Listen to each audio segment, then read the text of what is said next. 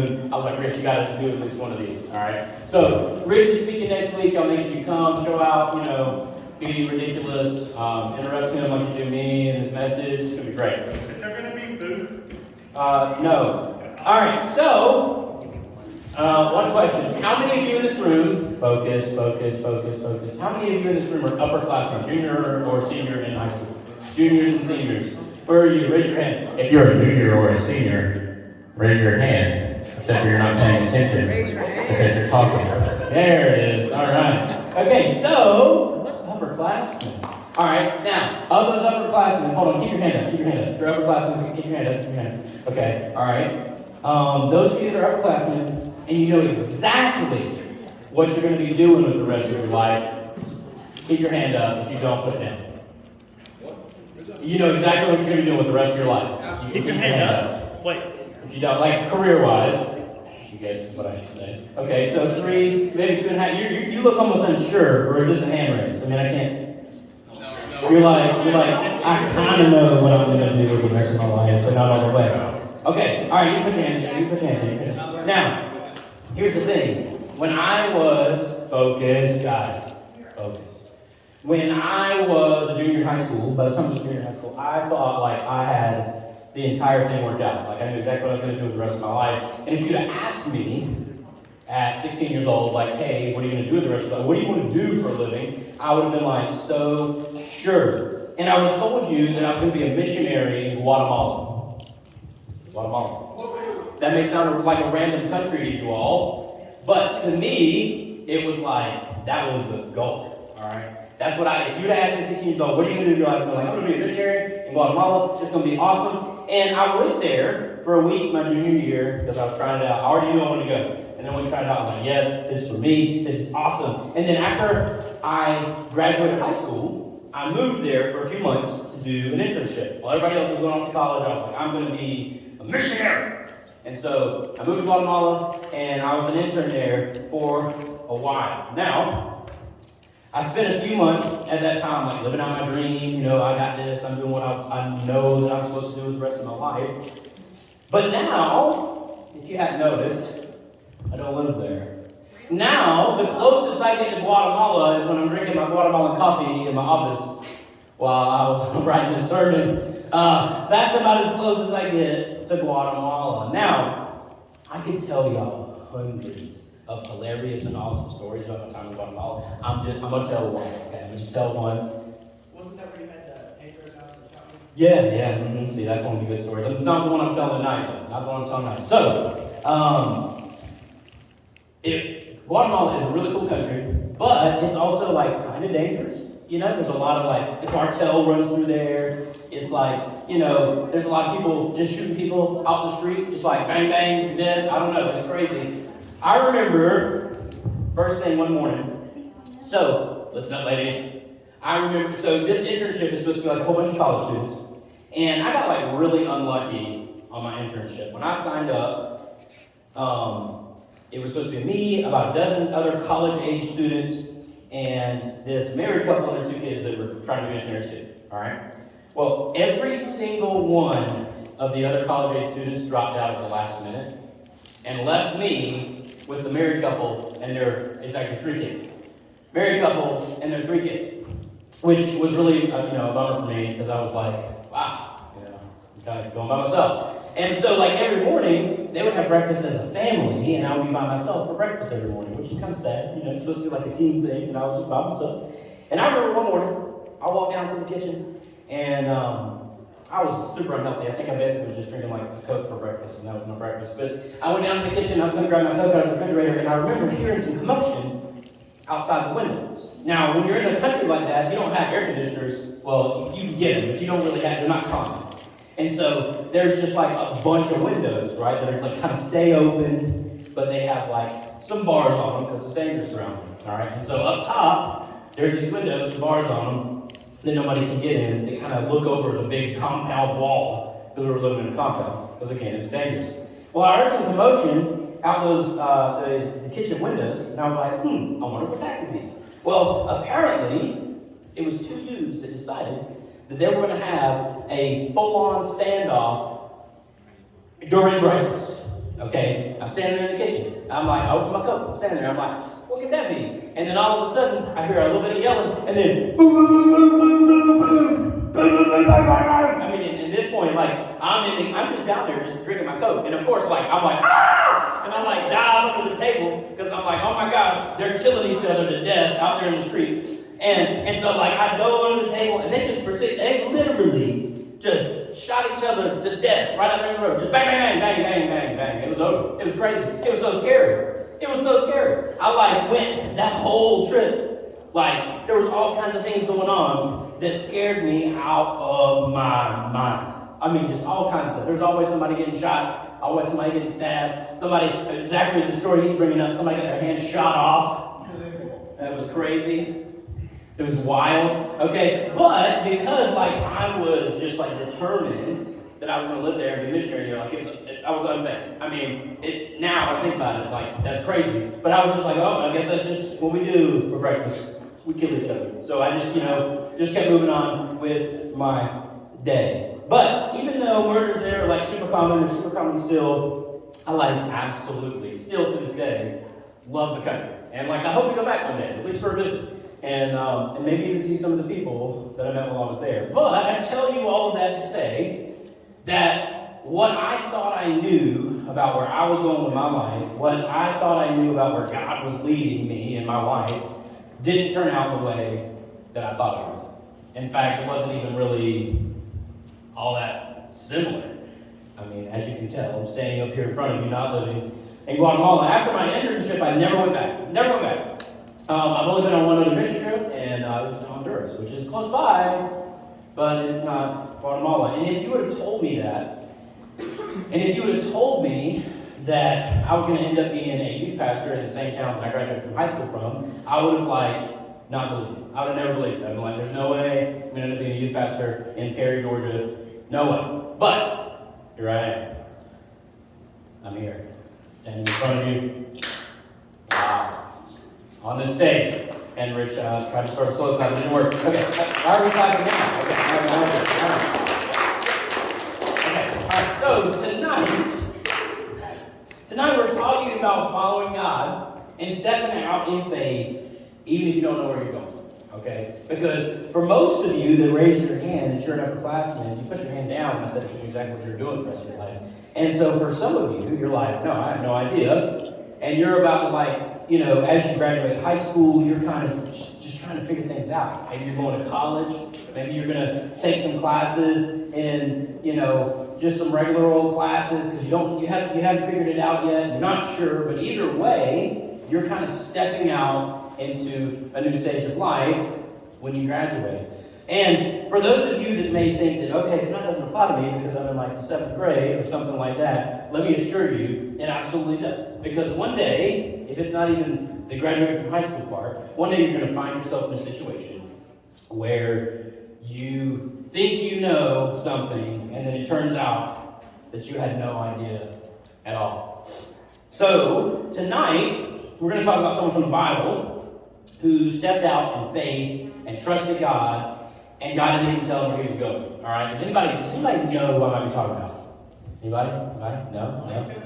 No? Good guess? No? We are going to... What? Say that again, David. What? What you just said. What are we talking about now? It's a guy who stepped out in faith and trusted God and went, even though God didn't tell him where he was going. He just said, you need to go, and he went. You idea? No? No. Okay, so we're going to be talking about Abraham. Oh. Abraham, okay? Abraham. Oh, yeah, I told you, that's what it was, that's what I said. Okay, yeah, no, hey, we're talking about Abraham, and we're going to start in Hebrews chapter 11. Last week we started in Hebrews chapter 11, and here we are again. Hebrews chapter 11, verse 8, it says, by faith, Abraham obeyed when he was called to go out to a place that he was to receive as an inheritance, and he went out not knowing where he was going. Okay, so Abraham, this is like much after Abraham, okay, because Abraham is in Genesis, so it was like in the very beginning of all time, right? Abraham was one of the first people ever, all right? And years later, like a couple thousand, we have the writer of Hebrews talking about Abraham and saying, look, he did this awesome thing, right? And we've all heard some stories about Abraham? Raise your hand if you've heard stories about Abraham in the Bible. Like, a little bit, yeah. Okay, so most everybody has heard something about him, but I think that if you're to look at his life and you're to look in depth at his story that we're about to look at, you're going to find that even though he's like this really awesome dude in the faith and everybody talks about how great he is, that he also probably felt pretty aimless and wondered where he might have been going for a good portion of his life. And so as we look at the story in detail, I believe that we can figure out a new way to take one small step into walking out our faith in God. So, we are going to be in Genesis. Genesis chapter 12, starting in verse 1. And here's what it says. Now the Lord said to Abram, okay, so this is before he became Abraham. All right, he was Abram, and then God changed his name to Abraham. We're looking at it right now. He's Abram, okay? Same guy, different name, same guy. It's the same guy. Now the Lord said to Abram, go from your country and your kindred and your father's house to the land that I will show you. So God's like, hey, you're leaving, take off, go ahead and pack some stuff, get out, I'll show you where. All right. And I will make of you a great nation, and I will bless you and make your name great, so that you will be a blessing. He's like, look, you're going to go, it's going to be awesome. I'm going to make all these people, like your descendants are going to turn into a whole nation. It's going to be great.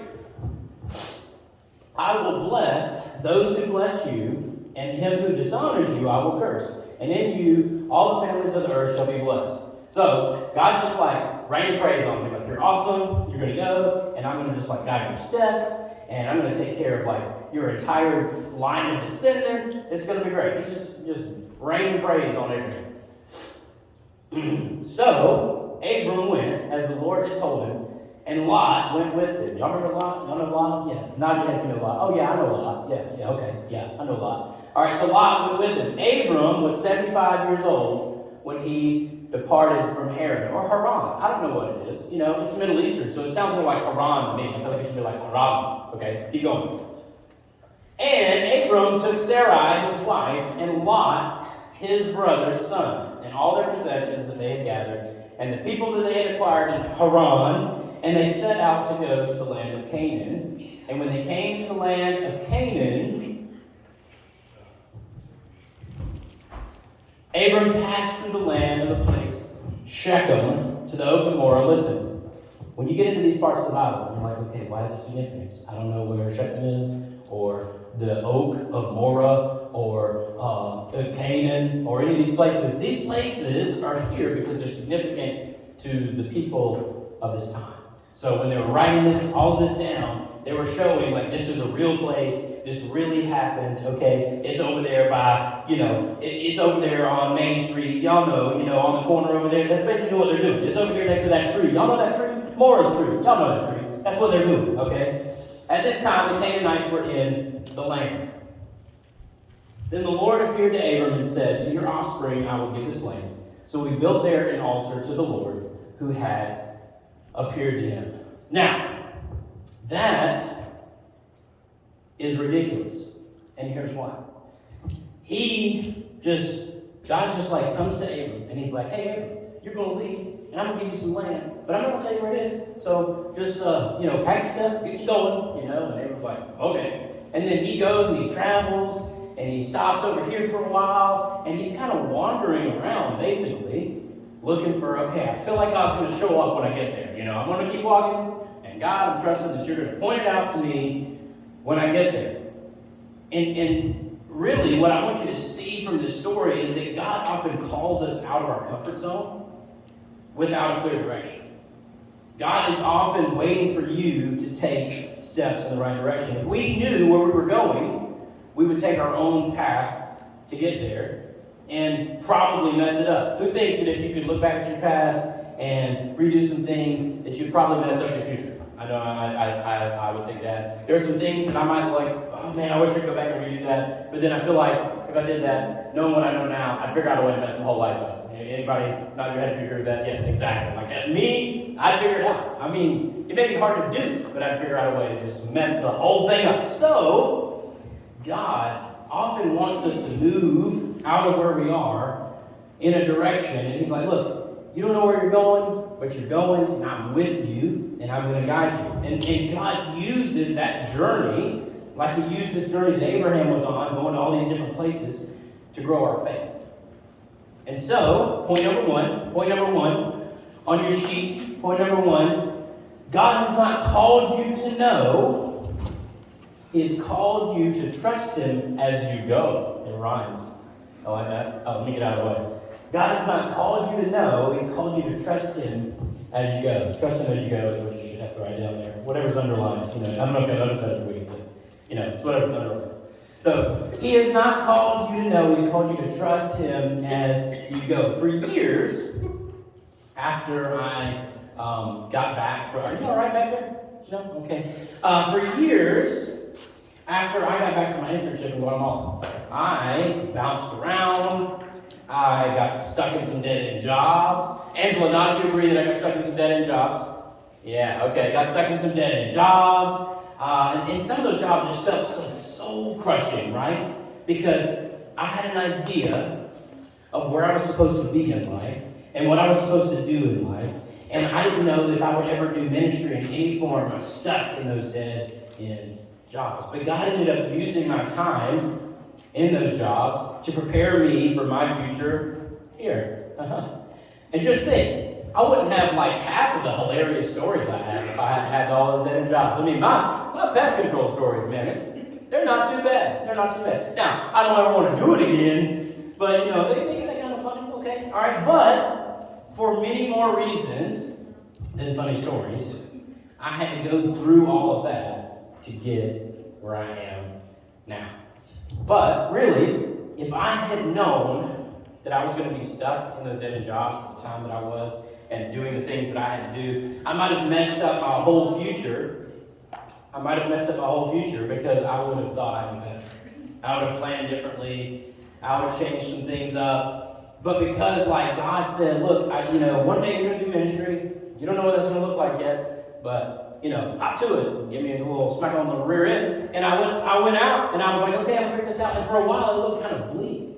And I'm sure in this time in Abraham's life, it was kind of bleak. He's like, look, I'm just wandering around. I don't know where I'm going. God hasn't even given me a direction. I'm just wandering and just hoping that one day He'll let me know. And so tonight, our bottom line for tonight is go without destination. Go without destination.